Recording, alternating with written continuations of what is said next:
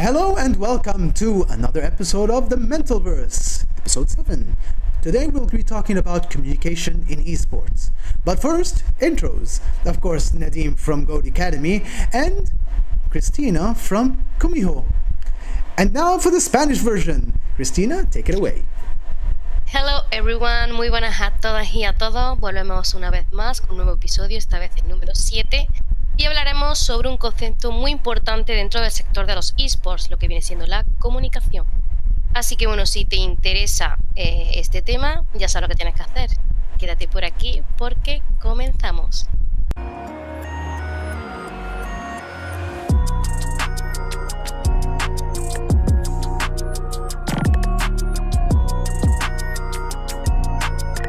Now for the introduction.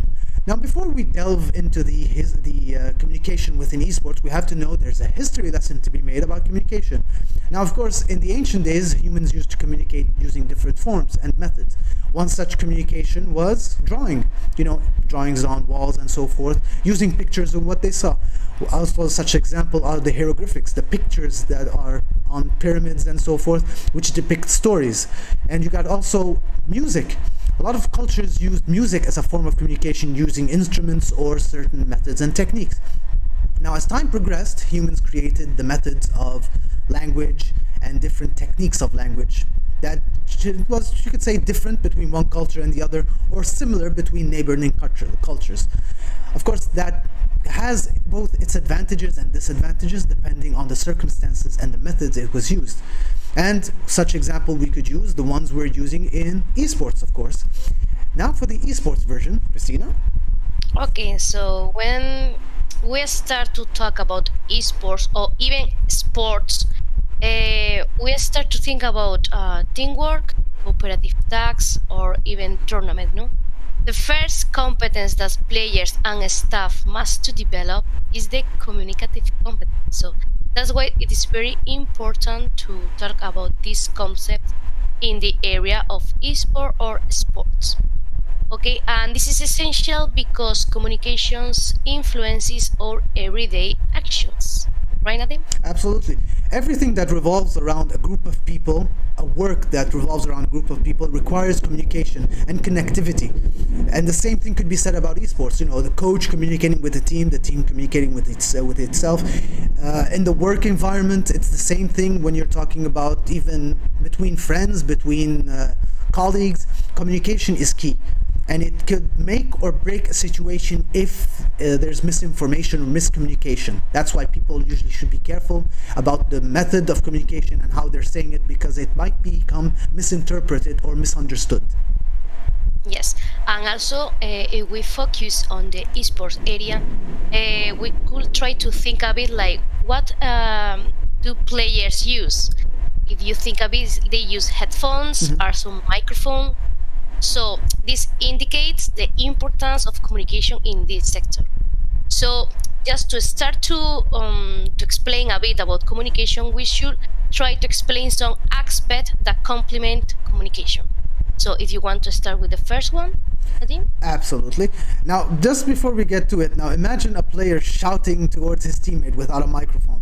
That's why you need a microphone, people, because you need to talk gently, not shout at your teammate and scare the living heck out of them.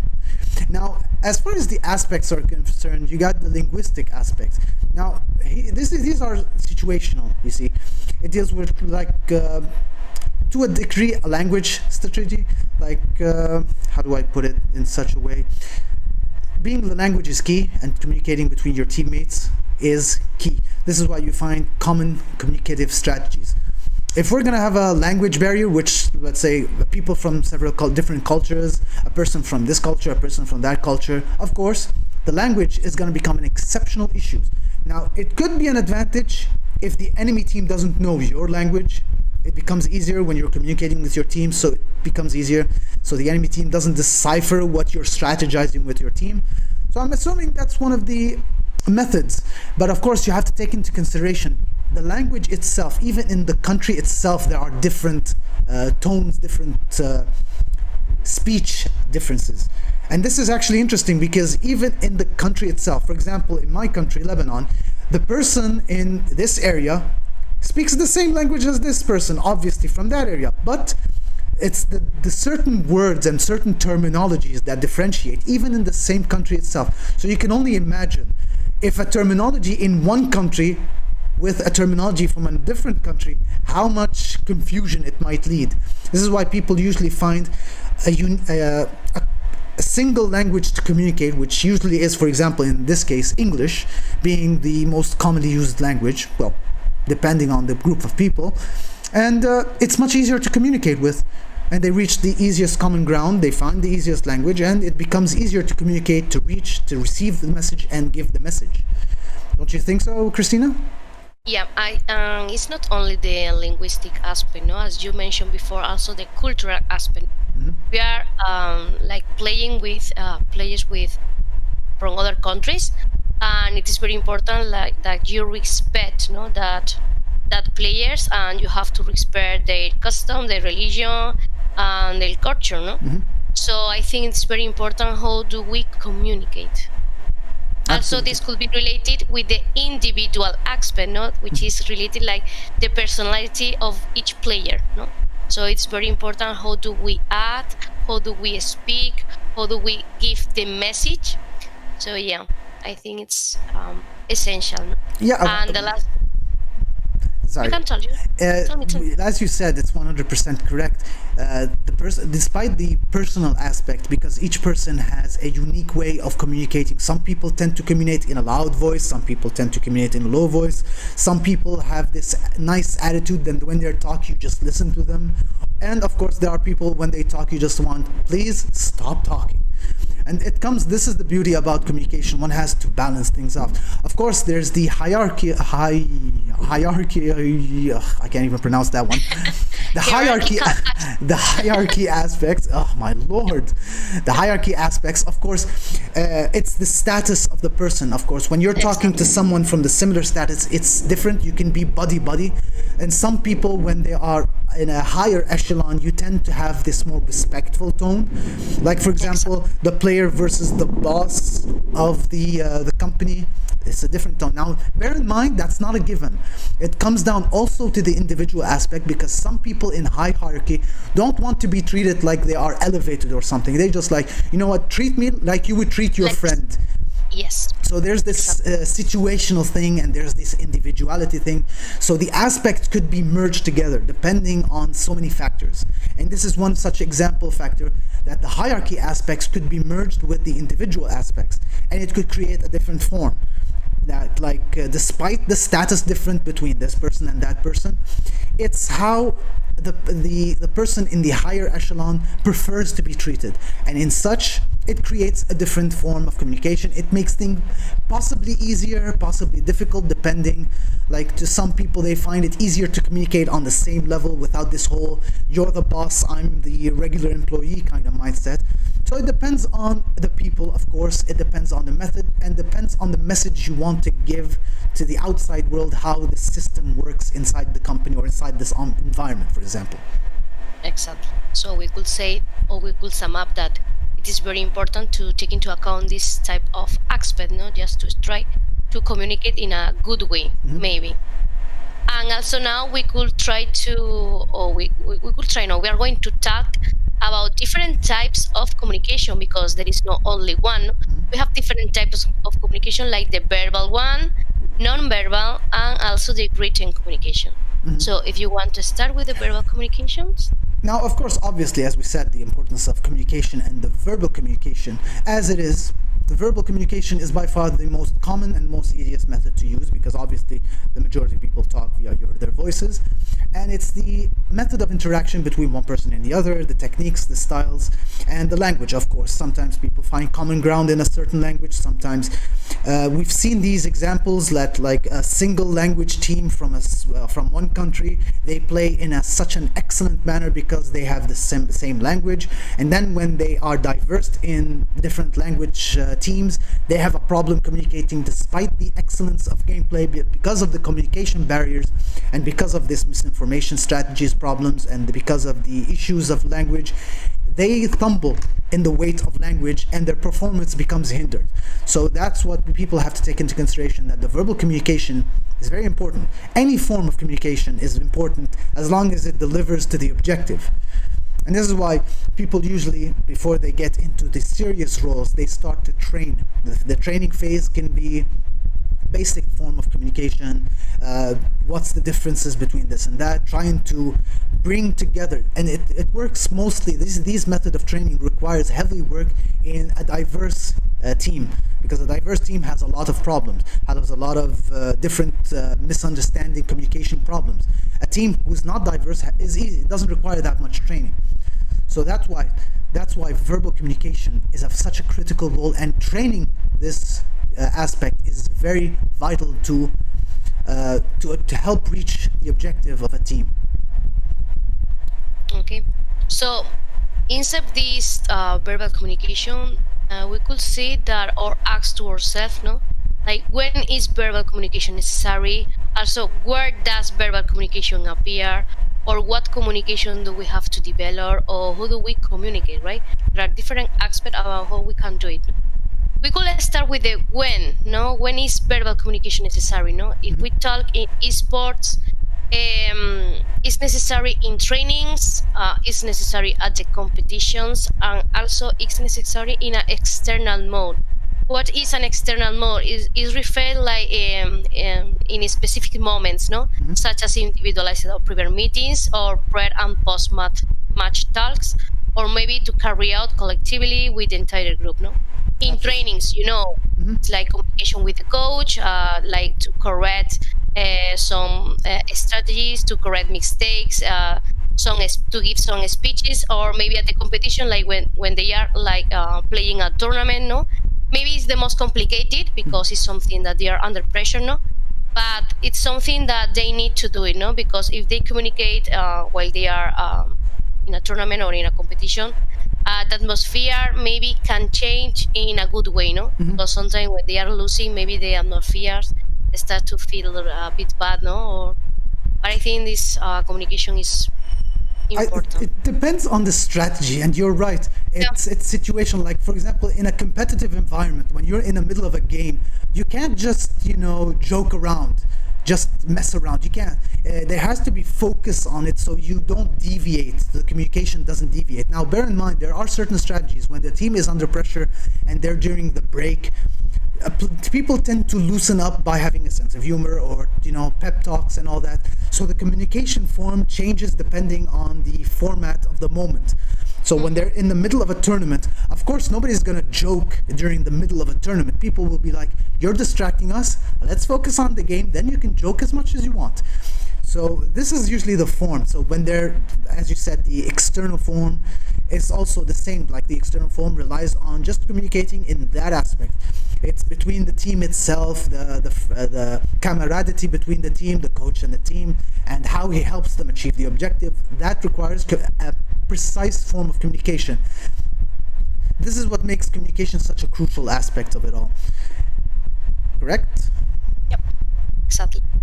So if you want, we can try to move to the where does verbal communication appear. We said within the competition, inside the competition, and also maybe out of competition. Within the competition, we know everyone, no? While they are in a competition, they start to talk with their teamwork, and also they also talk with the other players when they have the moment.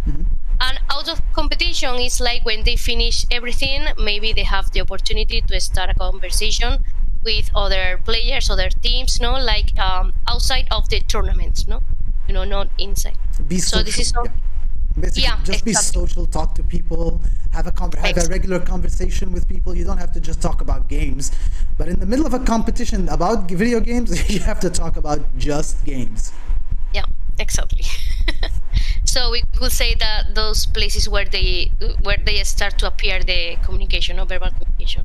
Absolutely. So now we have to move, or we are going to move to the next one, that is, what communication do we have to develop?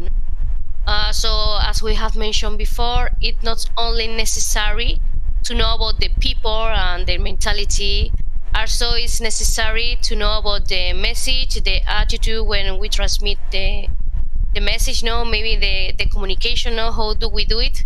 So it is important to know like different types of messages, no, or what type of messages we are going to give. We have some of them. We have the emotional, descriptive, explicatory, interrogative, evaluative. So if you want to start with the emotional one, explain it. Now, this is basically what we'd call a pep talk. It's like when, okay, let's say a team was under pressure, they lost the first round and they are feeling demoralized. Of course, sometimes the star player or the captain of the team just stands up, starts doing the coach, the huge speech about, we could do it, we lost the first round, don't worry, that whole motivational speech. So that's like touching the emotion because the team's already under the weather, feeling depressed. That person just stands up, does this huge push, making you feel energized, rekindling that energy in you, giving you that emotional push that you need. And a lot of teams had these issues. The first round they failed, they fumbled, they came back the second round and they did a 180 degrees and won. So it's usually one of these pep talks or, the motivational thing they do. That's where connecting with the emotional communication aspects is very crucial during these pep talk moments. Yeah. Also, we have the descriptive one. We could say that the purpose of the message in this type of communication is like to help players to identify, for example, their mistakes, or maybe to say to them like some strategies that they can put in practice, but they didn't do it yet. So there are some messages that help our players to develop, to develop their skills, right? Absolutely. Now we got the explanatory one, which is basically trying to pinpoint. Let's say there's a problem. There's a player who had an issue at the first round, or they stumbled because of certain situations. Now, of course, let's say, for example, the coach usually pinpoints that issue and tries to reach out to that player via communication strategies. Now, trying to, let's say the player is depressed, annoyed. Of course, you can't go towards that player and start shouting at them. It'll make things worse. The technique usually is a calm, trying to give the message, helping them to reach out to them using the communication. And when you do reach out to them, the player, just awakens and is ready to, regain the focus and get back to it. So that's where the explanatory aspect, usually like pinpointing the problems, knowing how to deliver the message, and hopefully the player would actually receive that message and is capable of, revising it in his mind or her mind, thinking about it, and then, get back to it and hopefully succeed where they failed the first round. Exactly. And the next one is the interrogative one. We could say that the types of message is like to ask to ourselves if we did well, or if we made a mistake, or how we can solve it, okay, or if we understood everything, or everything that the strategies that the coach gives to us, or maybe explanations. So this is something that we always have to do, to ask ourselves, So as long as it doesn't become an obsession. Now, bear in mind, of course to self-doubt, because sometimes when a player says, I did this mistake, I did that mistake, sometimes they revise it in their mind, creating so many scenarios that it becomes like a fear. And you become so afraid of making that mistake that you end up doing a different type of mistake because you're so fixated about that mistake. So when you're doing that interrogative kind of thing, don't obsess over it. To accept these mistakes is one of the aspects, to know the mistakes, and then to say, okay, this strategy will help me overcome that mistake. But to accept the fact that you made that mistake is normal. It's just normal. It's being human. Humans make mistakes. It's normal.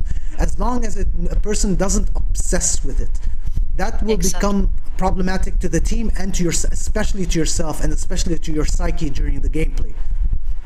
Exactly. And then we could relate it to this one with the evaluative one. It's like to know if the players resolve their mistakes, or if their progress is like is going good, it's not going bad, so it's something that is very. This usually happens after the mistake is done and after you've faced the mistake again. Then you can evaluate yourself. It's like a self-evaluation, and at the same time it's like confronting the problem, facing it, and then asking yourself, okay, this I did, this I did, this I that, and then you've realized, okay, you've overcame that problem using this strategy. It's like you've just tried to comprehend the message in yourself. This is basically having a conversation with yourself about yourself, which is, I know it sounds weird, it sounds crazy, but believe me, it's pretty normal, especially now. Exactly. Now we could move to another section that could be the who do we communicate, no? Now, bear in mind, before we get to it, we have to mention one very important thing. Now, while we did mention communication, verbal communication, there's one aspect that we did not mention yet. It's non-verbal communication, which is very interesting depending on the situation it's being used. Now, this is actually a non-esports story, but it's actually a story nonetheless. Now, if we've noticed that in sports or in anything, people use sign language in a code manner, in a sort of like a code breaking kind of thing. So imagine in an American football match where the coach does these weird sign things with his hands and shake, and they're doing this. It sounds weird to the audience. I'm wondering, what the heck is he doing a ritual dance song? It's actually a non-verbal communication. It's like a code that the team understands. The enemy team, of course, will not comprehend that because it's just the enemy team and their own code. Of course, the concept of code, that's such an example, is the language code. This is even though this is a language thing and this is a verbal thing, but language could be used as an advantage. And one such example is the one used in World War II, the one used in the Pacific Theater, where the Marines used a strategy, the code strategy, which is they recruited people from the Navajo tribe, which was a non-written language back then. Of course, the Japanese back then didn't know what the language was. So they used Navajo language to send code between one group and another, be it an assault strategy or an artillery strike or whatever. Of course, the Japanese couldn't decipher that language, so it made the war easy. And the same thing could be said about language advantages. It could be used in esports depending on the adversary. If they don't know your language, you could use your language in a form that the enemy team doesn't know. So if, for example, you were shouting your strategy out loud and the enemy team doesn't know your language, it's going to be difficult for them to decipher your strategy. But of course, nobody's going to be shouting their heads off. You got a microphone, thank God. So you're going to be, talking in a low volume. So about the non-verbal strategy, as we said, people usually communicate if they are trying to send a code that the only team understands. Also in esports, it could be used as a form of a decoding thing, which the coach doesn't want to shout out loud about the code, about the strategy. So it's like, okay, I'm gonna do these weird dances and whatever. The team will understand what that means. The enemy team will have no idea what that means. So non-verbal and verbal could be used as an advantage depending on the circumstances and the method. Well, that comes to the team itself, of course. Exactly. Not only to the team, also in individuality. Imagine that there is a captain in the team. Probably the coach will have some gesture, maybe a specific gesture to the captain, and the captain have to share that message from the coach. It's something that it's related. That's why I was about to talk about how do we communicate, because there are two ways. There are individually or maybe collective in a group. Individually maybe is that aspect, and in a collective is just the captain just try to talk with the whole group. It's a domino effect. Like basically it starts off individual and it becomes collective, because if the coach is going to communicate with the entire team instantly during the match, it's going to be difficult because the person would become distracted. It's like this person's doing a very imagine one player is in the middle of a team fight, the other player is farming. It's much easier for the coach to communicate with the player who's farming than the person who's in the middle of a team fight. So this is why in a very reasonable manner, the coach starts off by sending the message to the captain receives the message, and the message is split between the team. It feels fluid, at least. Exactly.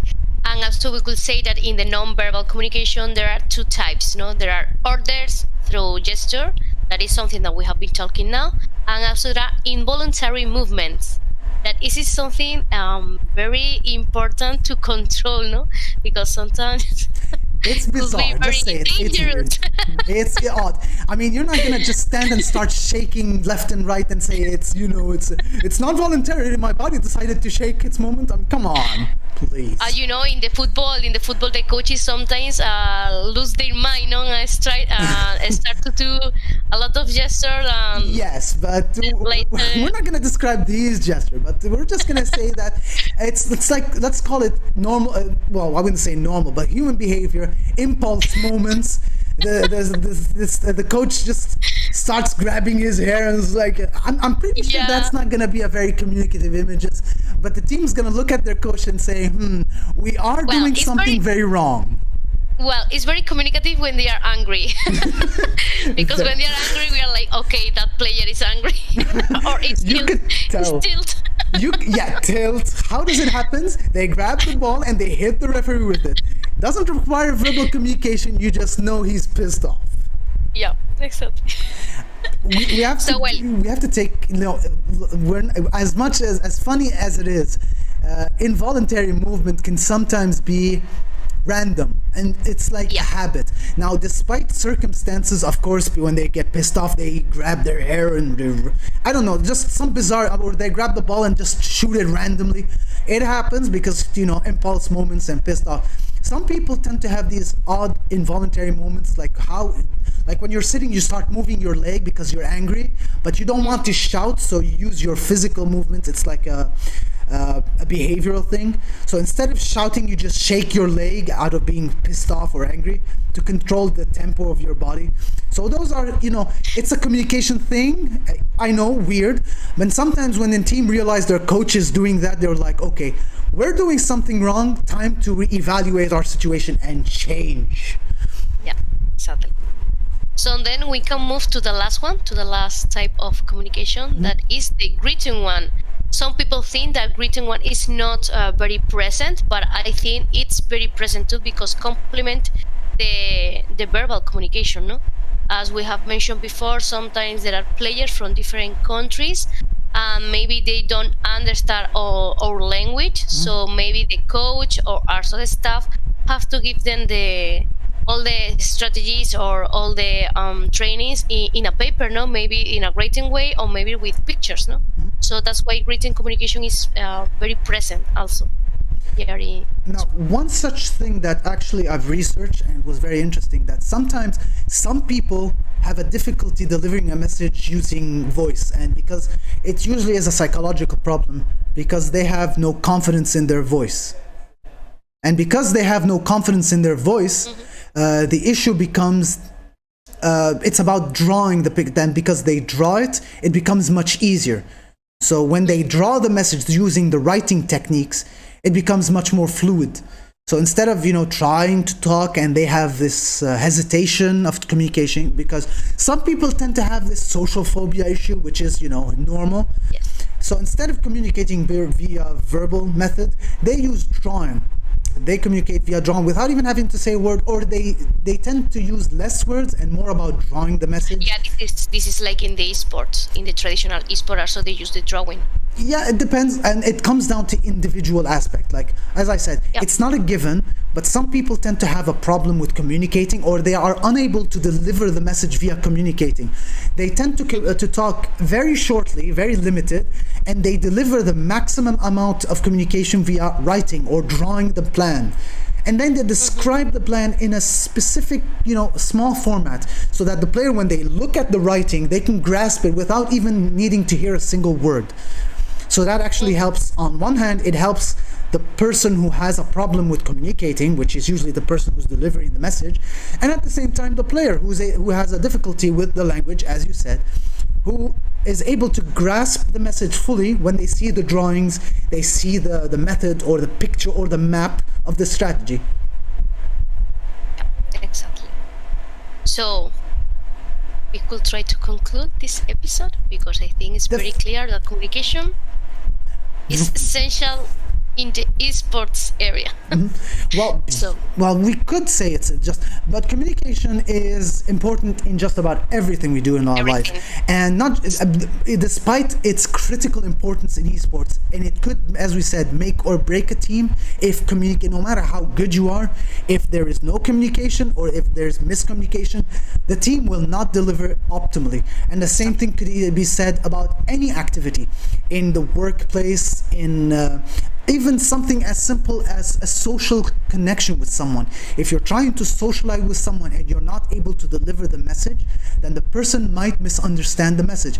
This is why people have to understand that communication is not just about talking. It's about being capable of talking, well, one of its many forms, talking both verbal and non-verbal, but at the same time delivering the message. Because communication without results is pointless. So that's why to deliver the message is the most crucial aspects of communication. And if it requires writing over talking or talking over writing, then that's the strategy it's needed. And actually that helps in not just the esports league, as we said, it helps with the league itself, it helps with the team itself. Even as we said, the hierarchy itself, if the higher ups have a very unique form of communication with their team, it also helps. And yes, and also help to be more fluid and also to develop a healthy atmosphere. Absolutely. Because without communication, I mean, nobody wants to work with someone who's always shouting. Imagine an environment of communication where somebody is constantly shouting. It's depressing, it's stressful, and it puts you in an idea of, I don't want to communicate with this guy. If he's sick, if he or she are sick, I'm happy for the day because I don't have to talk to these guys again. So it's the method and style of communication, and it's the image you portrayed. Because imagine if you're having a conversation with someone who's just not getting it, you get tired. It's actually draining, physically draining. You're like, your energy is tired. So that's why communicating with someone who grasps you is far different than someone who doesn't grasp you. This is why when we're talking about a team, delivering the message and grasping it are as crucial as just talking randomly. Exactly.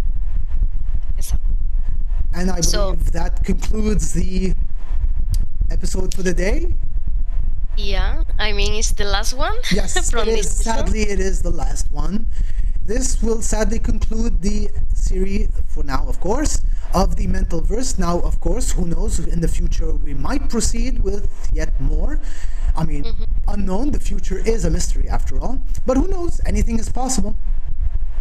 Just don't forget to follow our social places, such as don't forget to like and subscribe Kumiho, and like and subscribe Goat Academy. Exactly. So don't forget and stay tuned for future episodes, maybe. Hopefully, maybe, who knows? Could be. I mean, there's no room for there's no room for endless possibilities, or there is room for endless possibilities, but who knows? Okay. Bye. Ciao. Take the care. Have fun.